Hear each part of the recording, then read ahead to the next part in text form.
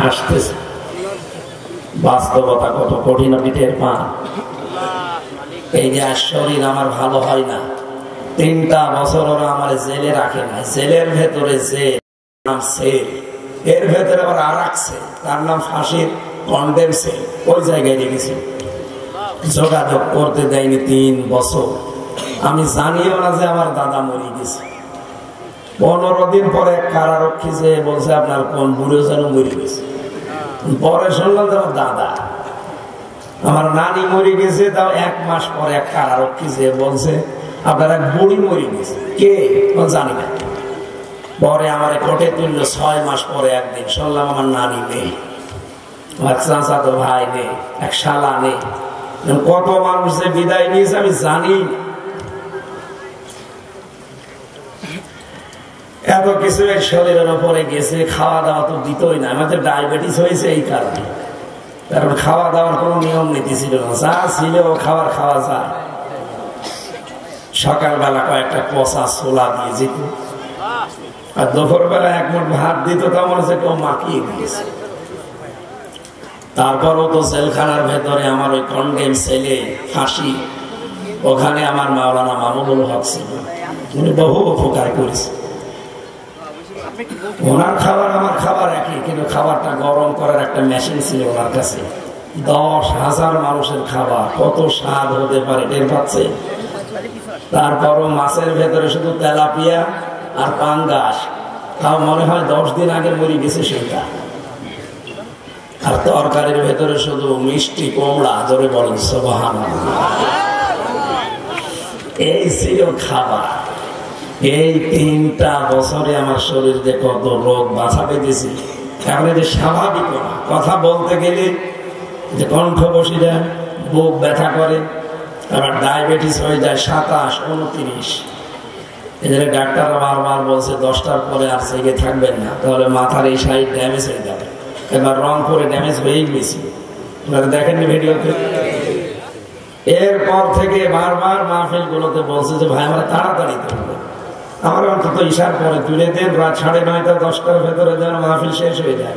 সাইদ সাহেব করতো না মাহফিল, আপনারাও কথা দিয়েছিলেন ইশার পরে তুলে দেবেন। আমি তো এসেছিলাম ঠিক মতো, আপনারা এত দেরি করবেন আমি জানতাম না। এই জন্যে নিজের ছেলের অনুষ্ঠানগুলো আমার নীতি মনে পড়ে না, এরা আমার রাত করিয়ে ফেলে। কত বড় বড় অনুষ্ঠানে আল্লাহ নিয়ে যাচ্ছি, কি বলেই দিয়েছি। চট্টগ্রাম প্যারেড ময়দানের উপরে তো বাংলাদেশে মাহফিল নেই, আছে মানুষই হয় 12 লাখ 15 লাখ। এই জায়গায় রাত 9:30টায় মাহফিল শেষ হয়ে যায়। কেন, কিভাবে হয়? আপনি এই কয়জন মানুষ কন্ট্রোল করতে পারেন না, আর সেখানে 15 লক্ষ মানুষ কিভাবে কন্ট্রোল করে? ওদের লিখে দেয় প্রধান বক্তা বা দেশা। সাইদি সাহেব যেভাবে করতো ওইভাবে ঠিক চলছে। যারা আমার মনে হয় আগামী থেকে আমাদের জেলা বা আশপাশে এটা যাদের রেকর্ড হচ্ছে সারা দেশে যাবে।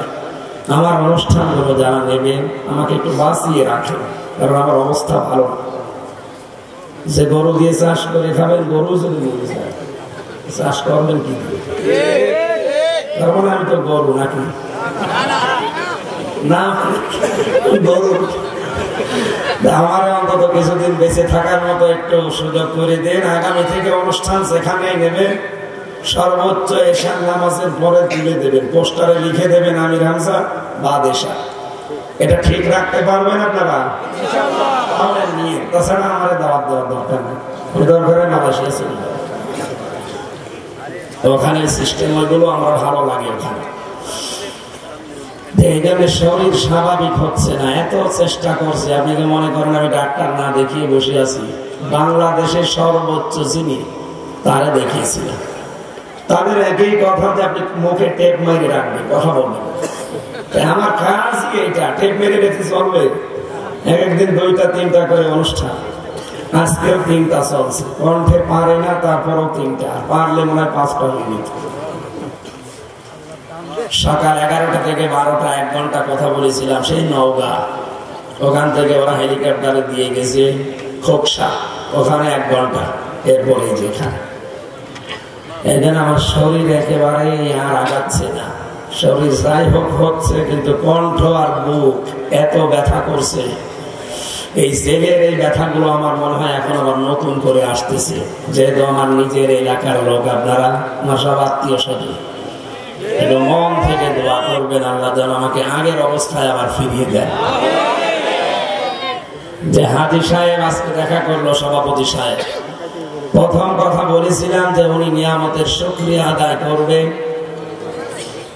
এবং যত প্রশংসা আছে সব আল্লাহর জন্য করবে। 3 নাম্বারে ওনাকে বলা লেগেছিল আল্লাহ, আমি যদি রাজ্য রাজনীতি বাংলাদেশে যে করি তোমার নামে করব। কি এই কথা বলা লাগে না আরবিতে? এই 3টা কথা বললে আল্লাহ ছেড়ে দেয়। বিদায়ী তাওয়াফ যখন করে তখন আল্লাহ আর একটা কথা বলে, শরীফউদ্দিন দা আর একটা কথা বলেছে, লা শারীকা লাকা লাব্বাইক। এই কথা শেষ কথা না? আল্লাহকে বলা লাগে, আল্লাহ আমি চলে যাচ্ছি, আমি কিন্তু মুশরিক না, তুমি এই কথা বিশ্বাস করো, লিখে নাও, আমি জীবনে কোনোদিন শিরক করব না। আল্লাহ বলেন এবার যা, তোর হজ কবুল হয়েছে, জীবনের পেছনে যত অপরাধ ছিল সব আমি আল্লাহ মাফ করে দিয়েছি। কিন্তু এই কথাগুলো তো দুনিয়ায় এসে টিকিয়ে রাখা লাগবে না?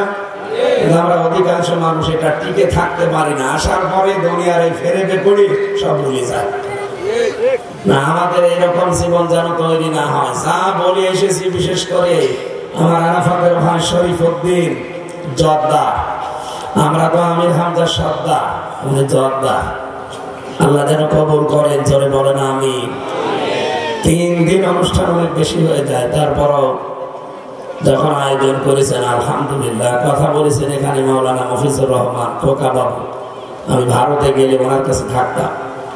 মাওলানা আলী হোসাইন ফারুকি আমার গোলা ভাই, সভাপতির দায়িত্বে ছিলেন হাজী মতিউর রহমান মন্ডল, প্রধান অতিথি ছিলেন খন্দকার ওমর ফারুক কুদ্দুস সাহেব। দ্বিতীয় দিন কথা বলেছিলেন এখানে মাওলানা নাসির ইকবাল শাফি, মাওলানা এ.কে.এম. এনামুল হক শাফি মরহুম, তার সন্তান। আল্লাহ যেন আমাদের ওই আলেমকে কবরে মাফ করে দেন। কথা বলেছেন মাওলানা ইব্রাহিম খলিল মুজাহিদ, আপনাদের এই গ্রামের